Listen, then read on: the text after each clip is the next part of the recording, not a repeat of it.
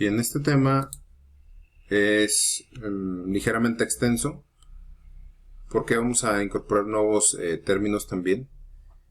Y bueno, es un tema que casi no se ha abordado porque tiene que ver con un filtro pasabanda. El tema es filtro pasabanda MFB de segundo orden. Y haré obvio que debe ser un filtro activo. Lo hago evidente porque vamos a ver en el circuito que pues contamos con un operacional. Entonces lo primero es definir pues esto de MFB, que es algo bastante sencillo. El MFB se refiere a Multiple Feedback,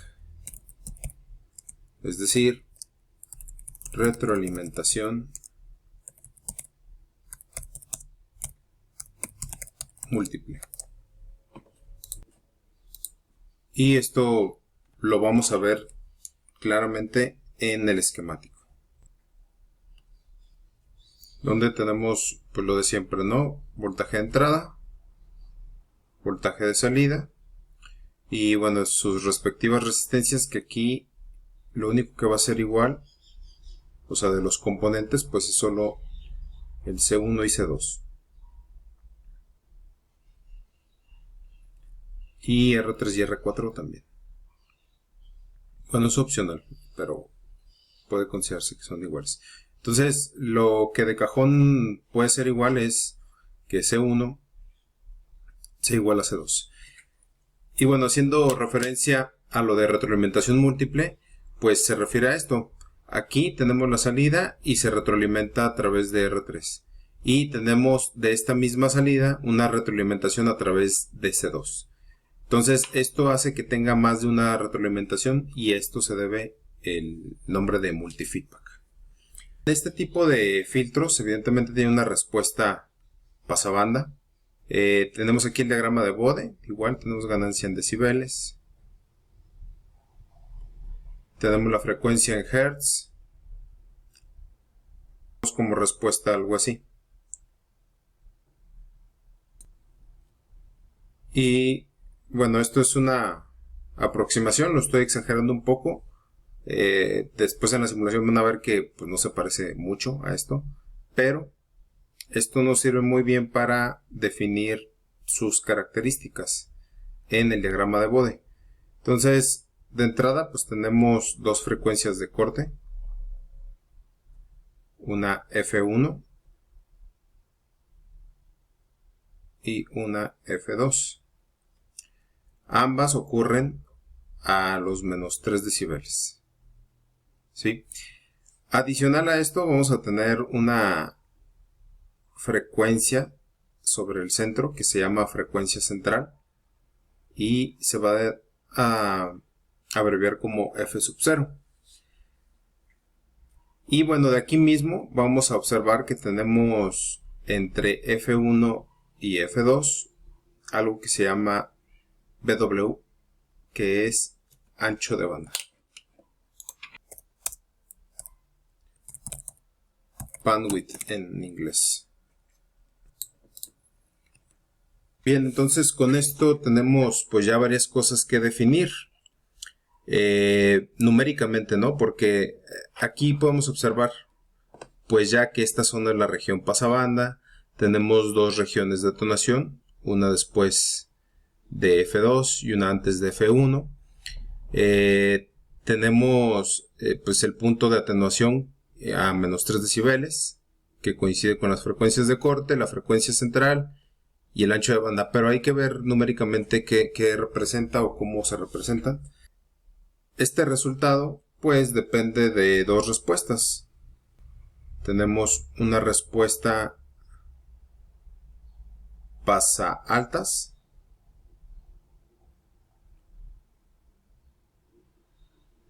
más una respuesta pasa bajas. Aquí tenemos la F1 y aquí tenemos la F2. Y esto nos da como resultado pues esto de acá, ¿no? Entonces nada más hay que observar que estas dos respuestas podría ser la unión de dos filtros, ¿no? Uno pasa altas más uno pasa bajas. Y la única condición que digo, si quieren construir un filtro pasabanda a través de filtros activos pasabajas más uno pasa altas, pues la única condición que deben de respetar es que F2 sea mayor que F1, ¿sí? Porque si lo ponemos al revés, simplemente no va a funcionar, se va a hacer un... pues imagínense, aquí estaría primero la respuesta pasa altas, aquí estaría bajando, y después vendría la respuesta pasa altas. Pareciera más como un supresor de banda, pero ni siquiera es eso, porque como estarían en serie, pues primero ocurriría el pasa bajas, pero aquí ya perdimos la señal, o sea, ya no habría forma de volverla a recuperar, ¿no? Bueno, siguiendo con los términos que acabamos de definir, pues entonces tenemos que F1 y F2 pues corresponden a dos respuestas, ¿no? F1 corresponde a la respuesta pasa altas y F2 corresponde a la respuesta pasa bajas. También tenemos el ancho de banda, que este es muy simple, es simplemente la diferencia entre F2 menos F1. Tenemos también el cálculo de F sub 0. ¿Cómo se calcula F sub 0? Es simple también. Es la raíz cuadrada del producto de F1 por F2. Y por último hay otro término, que ese no hay forma de expresarlo directamente o con un solo elemento en la gráfica, pero este es el factor de selectividad, y este lo obtenemos de la relación entre la frecuencia central y el ancho de banda. Observen, dependemos directamente de F sub 0, es decir, de este valor de aquí, entre el ancho de banda, ¿sí? Considerando que el ancho de banda pues es la diferencia que hay entre estos dos, ¿no? Y lo importante de esta expresión es entender la relación entre estos dos factores. Entonces, simplemente algo numérico, supongamos que F sub 0 vale 1 kHz y el ancho de banda es muy grande, es decir, la diferencia entre F1 y F2 es, supongamos, de 10 kHz. Entonces, nuestra Q sería de 0.1. Esto es un número bajo, ¿no? Ahora, si Q, por ejemplo, tenemos lo contrario, es decir, mantenemos el 1 kHz, pero aquí en lugar de 10 kHz tenemos ahora 100 Hz, pues ahora tenemos una Q de 10, es decir, este es un número muchísimo mejor que el punto 1. De tal manera que entonces la calidad del filtro, la selectividad, tiene que ver con este ancho de banda, ¿no? Principalmente, porque una frecuencia central siempre vamos a tener. Entonces, ¿qué nos indicaría esto en la gráfica? Pues obtendríamos, por ejemplo, supongamos que esta es la de esta gráfica azul, corresponde a esta primer Q, y ahora una Q para un ancho de banda de 100 Hz vendría siendo algo como esto.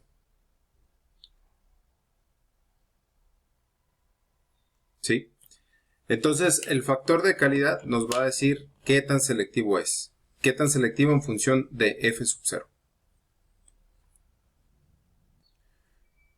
Bien, ahora el método para diseñar este tipo de filtros, igual que en los filtros Sallenkey, es un procedimiento bien definido, el cual vamos a analizar en un problema y lo voy a definir junto con la simulación.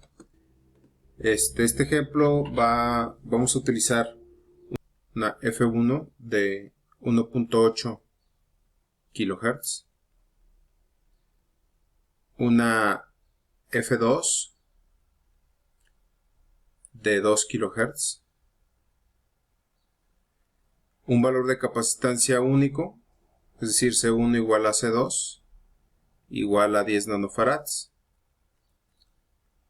Y vamos a tener un control de ganancia. Más adelante, bueno, en el ejemplo, ahorita que describa el proceso de diseño, vamos a ver que hay dos versiones. Una versión con control de ganancia y otra sin control de ganancia.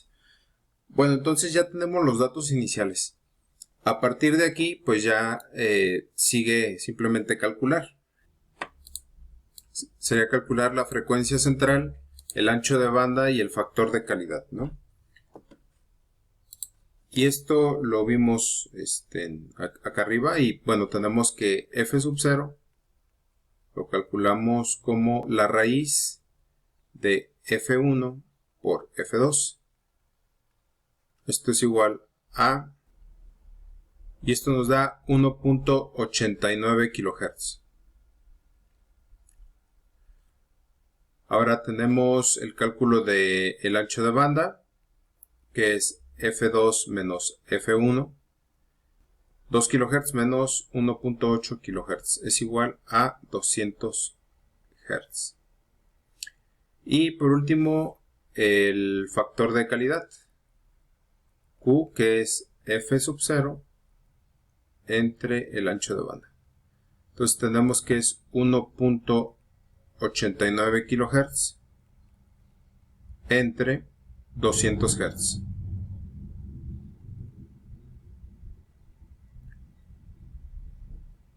Y esto nos da 9.45. Bien, como paso 2, hay que cumplir una condición. Y esta condición se le llama condición de funcionalidad. Entonces simplemente es verificar la condición de funcionalidad. La condición es que 2Q al cuadrado sea mayor que la ganancia en voltaje. Y bueno, si evaluamos el 2Q al cuadrado, vendría siendo 2 por 9.45 al cuadrado. Y evidentemente esto es mayor que 4. ¿Sí? Entonces, sí se cumple. Bien, ahorita más adelante les detallo por qué esta condición de funcionalidad. Pasamos ahora al cálculo de la frecuencia angular. El cálculo de esta frecuencia angular es más práctico que otra cosa. Recuerden que la frecuencia angular pues, se representa con un omega sub 0. Bueno, en este caso sub 0 porque vamos a considerar la frecuencia central.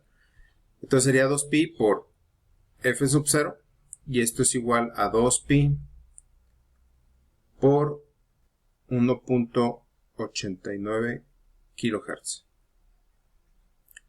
Bueno, y esto nos da 11.870 radian sobre segundo. Bien, siguiente. Pues ya voy a poner prácticamente todos los demás cálculos que faltan.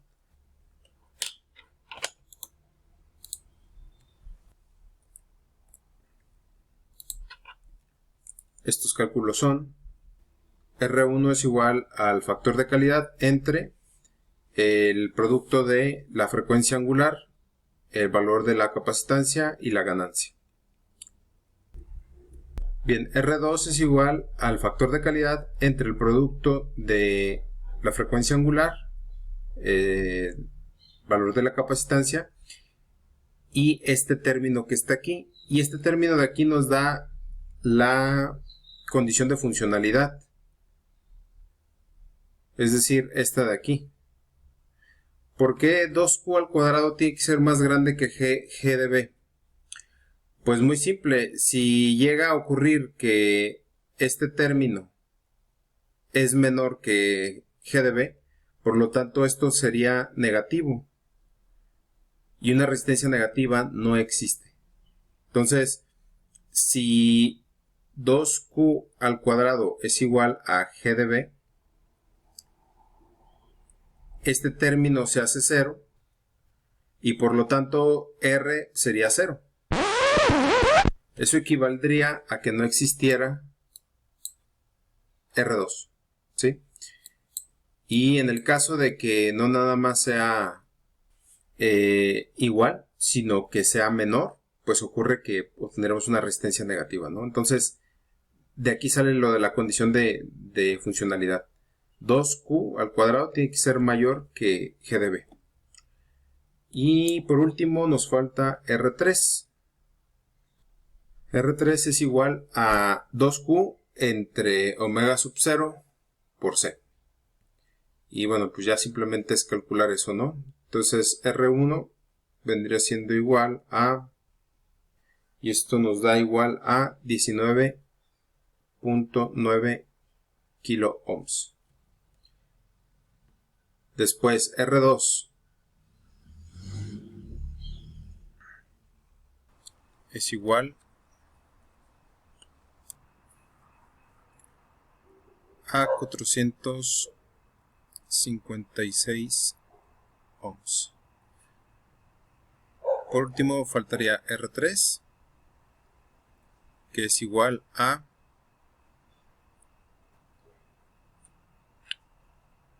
y esto nos da como resultado 159.225 ohms. Es decir, aproximadamente igual a 160 kilo ohms. Bueno, entonces con estos valores ya podemos ir a simular y comprobar el resultado para ver nuestra respuesta en el diagrama de Bode.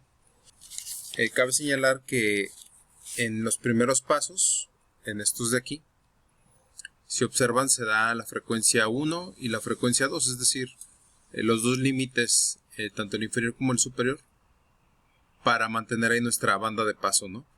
Pero puede darse el caso que nos interese realmente nada más la frecuencia central. Es decir, no nos importa dónde esté F1 y F2. Nos interesa más que la frecuencia central sea la que pase y la que tenga mayor ganancia. Entonces, en ese caso, no se plantearía una F1 y una F2, sino que se plantearía una F sub 0. Es decir, nos podríamos brincar este primer cálculo de aquí, ya que nosotros definiríamos la F sub 0 y continuaríamos con el cálculo. En este caso, de ser necesario, si a pesar de que tú definiste una F sub 0, pero aún así quieres saber dónde está F1 y F2, pues se tiene que hacer un cálculo al final para conocer esas dos frecuencias. Y el cálculo es el siguiente, que también lo voy a poner en el documento de apoyo que voy a subir a la plataforma Classroom. Pero esta ecuación es la siguiente. La voy a poner con otro color, nada más para diferenciarla. Sería F12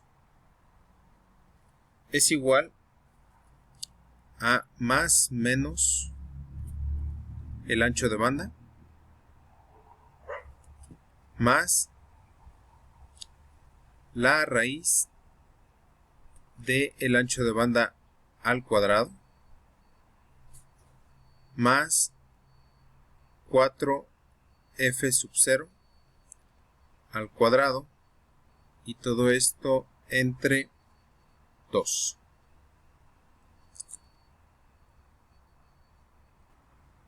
De todo esto lo que van a obtener es, como es un más menos, van a obtener un resultado en un extremo, es decir, uno que se suma, y un resultado que está del lado izquierdo. Si lo vemos en el diagrama de Bode, lo que estaríamos obteniendo con esa ecuación es uno que se suma, un valor que se suma y un valor que se resta. Es decir, obtendríamos la F1 y la F2. Y ustedes pueden hacer el cálculo para comprobar que esto funciona, ¿no? Es decir, considerando los cálculos de aquí, sin considerar evidentemente F1 y F2, simplemente F sub 0 y el ancho de banda, pueden calcular y debería de darles como resultado pues la F1 inicial y la F2 inicial. Bien, con esto ya son los cálculos necesarios y en otro video se pone la simulación.